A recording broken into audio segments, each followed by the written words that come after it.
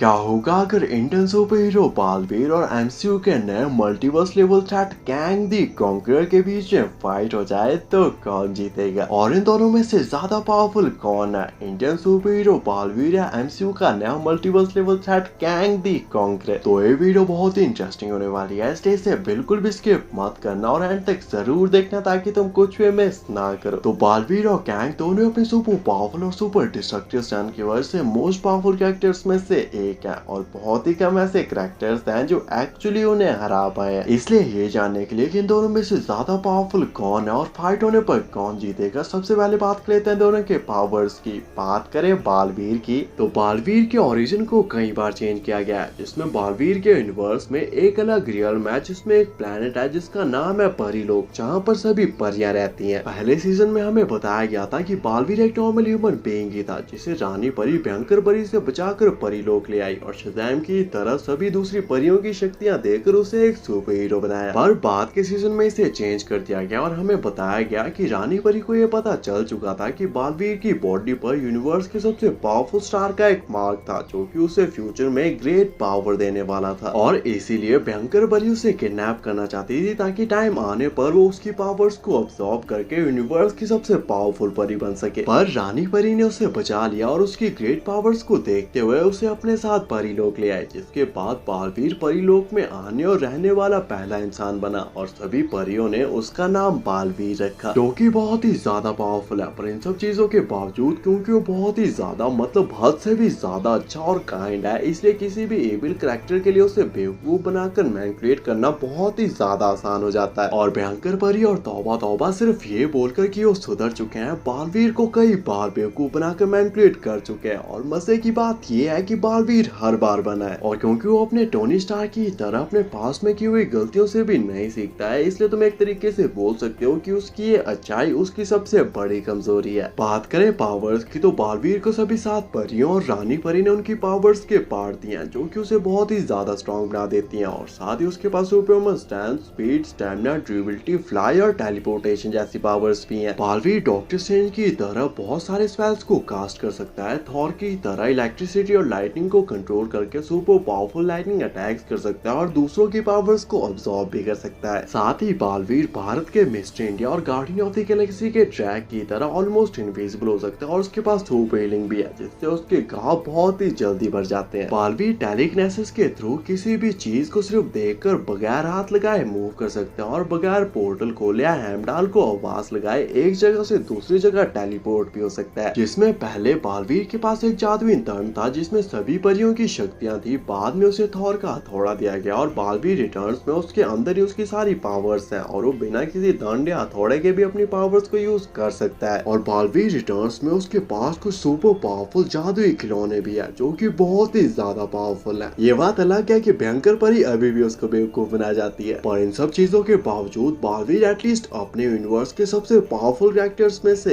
एक है और उसके यूनिवर्स में एटलीस्ट बहुत ही कम ऐसे कैरेक्टर्स हैं जो उसकी पावर्स को मैच करके उसे एक अच्छी फाइट तक दे पाए हैं। तो ये थी बालवीर की पावर्स और बालवीर की पावर्स को अच्छे से जान लेने के बाद अब बात करते हैं कैंग की और जानने की कोशिश करते हैं कि आखिर कैंग द कॉन्करर कितना पावरफुल है। तो कैंग एक नॉर्मल ह्यूमन बीइंग है जिसका नाम नेथानियल रिचर्ड्स है, जिसकी स्टोरी शुरू होती है आज से लगभग 900 साल बाद फ्यूचर में। तो कैंग की स्टोरी बहुत कॉम्प्लिकेटेड है जिसमें timeline, time travel, multiple Kang, Kang के बहुत सारे वेरिएंट्स और कैंग काउंसिल जैसी बहुत सारी चीजें हैं। बात करें ओरिजिन की तो नेथानियल रिचर्ड्स 31st सेंचुरी में पैदा हुआ एक नॉर्मल लड़का है और जैसा कि नाम से ही पता चल रहा होगा ये फैंटास्टिक फोर के रीड रिचर्ड्स की फैमिली को बिलोंग करता है, जो कि अभी तक पूरी तरह से कंफर्म नहीं है क्योंकि कॉमिक्स में बहुत सारे ऐसे इंसिडेंट्स भी हुए हैं जिससे ये लगता है कि ये डॉक्टर डूम से रिलेटेड है। और खुद कैंग को भी ये नहीं पता कि एक्चुअली उसके एंसेस्टर्स कौन है, जिसके बाद वो अपने पास्ट और रिचर्ड्स टाइटल पर रिसर्च करना शुरू करता है और उसे पता चलता है रीड रिचर्ड्स अर्थ 616, फैंटास्टिक फोर और डॉक्टर डूम के बारे में। और इसी दौरान उसे अपने एंसेस्टर्स की एक टाइम मशीन भी मिलती है जिसके बाद वो टाइम ट्रैवल करता है और पहुंच जाता है एंशिएंट इजिप्ट में, जिसके बाद वो अपने सवालों, पास्ट हिस्ट्री या रिसर्च को भूलकर वहां पर अपनी आइडेंटिटी को चेंज करके पूरे इजिप्ट को कैप्चर करके वहां का एक फैरो बन जाता है जो कि वहां के लोगों के लिए गॉड की तरह था क्योंकि वो बहुत सारी ऐसी चीजों के बारे में जानता था जिसे उस टाइम के लोग सोच भी नहीं सकते थे और वो पास्ट के हर एक इवेंट, टाइमलाइन और आगे क्या होने वाला है सब कुछ जानता था और वो वहां पर खुशी और शांति से रह रहा था। पर तभी फैंटास्टिक फोर की टीम वहाँ पर आ जाती है टाइमलाइन को सिक्योर करने के लिए। और क्योंकि नथानियल एक नॉर्मल ह्यूमन बीइंग है जिसके पास कोई भी सुपर पावर्स नहीं है, और ये बात याद रखना कि वो अभी तक कैंग द कॉन्करर भी नहीं बना है, फैंटास्टिक फोर उसे बहुत ही आसानी से हरा देते हैं। जिसके बाद वो अपनी टाइम मशीन में बैठकर अपने टाइम 31st सेंचुरी में जाने की कोशिश करता है, पर क्योंकि उसकी टाइम मशीन उतनी भी परफेक्ट नहीं थी और वो बहुत ही पुरानी थी, इसलिए वो गलती से पहुंच जाता है करंट टाइमलाइन में, जहां पर एवेंजर्स, डॉक्टर डूम और फैंटास्टिक फोर होते हैं। जहां पर वो डॉक्टर डूम के साथ मिलकर पूरी अर्थ को कॉन्कर करने की कोशिश करता है, पर यहाँ पर भी वो एवेंजर्स से बहुत ही बुरी तरह से हारता है और वो फिर से अपनी टाइम मशीन में बैठकर अपने टाइम 31st सेंचुरी में जाने की कोशिश करता है, पर पता नहीं उसकी टाइम मशीन क्या ही है, वो इस बार पहुंच जाता है अपने टाइम से 1000 साल आगे 40th सेंचुरी में, जहां पर ह्यूमंस और मशीन्स के बीच में वॉर चली हुई थी और पूरा प्लेनेट ऑलमोस्ट खत्म होने वाला था। और क्योंकि ये मशीन उनके टाइम की नहीं थी और बहुत ही पुरानी थी, इसलिए वहां पर कोई भी इन्हें यूज करना नहीं जानता था। और क्योंकि नथानियल टाइम ट्रैवल करके पास से आया था और ये मशीन्स उसी के टाइम की थी, इसलिए वो इन मशीन्स को यूज और कंट्रोल करना जानता था। जिसके बाद वो अपनी नॉलेज का यूज करके इस वॉर को रोकने की जगह इन मशीन्स का यूज करता है खुद को अपग्रेड करने के लिए, अपने लिए एक आर्मर बनाता है और उस टाइम की पूरी अर्थ को ही कॉन्कर कर लेता है। जिसके बाद वो अपने लिए एक नई आइडेंटिटी चुनता है और नथानियल रिचर्ड्स से बन जाता है कैंग द कॉन्करर। और इसके बाद की कैंग की स्टोरी में इतना ज्यादा टाइम ट्रैवल है कि उसे मास्टर ऑफ टाइम भी कहा जाता है। जिसके बाद वो अपने फ्यूचर के एडवांस टैक और टाइम ट्रैवल का यूज करके उस टाइम की पूरी गैलेक्सी को ही कॉन्कर कर लेता है। और इसी टाइम ट्रैवल की वजह से कैंग के बहुत सारे वेरिएंट्स और पूरी की पूरी कैंग काउंसिल भी है, जहाँ पर एक प्राइम कैंग जिसका मकसद है हर एक टाइमलाइन के हर एक यूनिवर्स को कॉन्कर करना। बात करें कैंग की पावर्स की, तो कैंग एक नॉर्मल ह्यूमन बीइंग है जिसके पास कोई भी सुपर पावर्स नहीं है और वो फाइट में मोस्टली डिपेंड करता है अपने फ्यूचर के एडवांस टैक, वेपन्स और टाइम ट्रैवल पर। इसके अलावा कैंग जीनियस लेवल इंटेलिजेंट, एक स्किल्ड टैक्टिशियन और हैंड टू हैंड कॉम्बैट का मास्टर भी है, और उसका आर्मर उसे सुपरमैन स्टैंड, स्पीड, स्टैमिना और ड्यूरेबिलिटी जैसी पावर्स प्रोवाइड करता है। इसके अलावा कैंग ने बैकअप प्लान के लिए अपने कुछ क्लोन्स भी बना के रखे हैं, जो कि फिलहाल तो अनकॉन्शियस है, पर जैसे ही कैंग मरने वाला होता है उसका आर्मर उसकी कॉन्शियसनेस को इन क्लोन्स में शिफ्ट कर देता है, जो कि अलग अलग टाइमलाइंस की सेफ लोकेशन में सेव होते हैं, और ये एबिलिटी कैंग को ऑलमोस्ट इमॉर्टल बना देती है। तो ये थी कैंग की पावर्स, और कैंग और बालवीर की पावर्स को अच्छे से जान लेने के बाद अब बात कर लेते हैं फाइट कंपैरिजन की और जानने की कोशिश करते हैं कि इन दोनों में से ज्यादा पावरफुल कौन है और फाइट होने पर कौन जीतेगा। तो बालवीर बहुत ही पावरफुल कैरेक्टर है जिसे 7 परियों ने अपनी मैजिकल पावर्स दी और उसकी बॉडी पर उसके यूनिवर्स के सबसे पावरफुल स्टार का मार्क भी है, जो कि उसे उसके यूनिवर्स के सबसे पावरफुल कैरेक्टर्स में से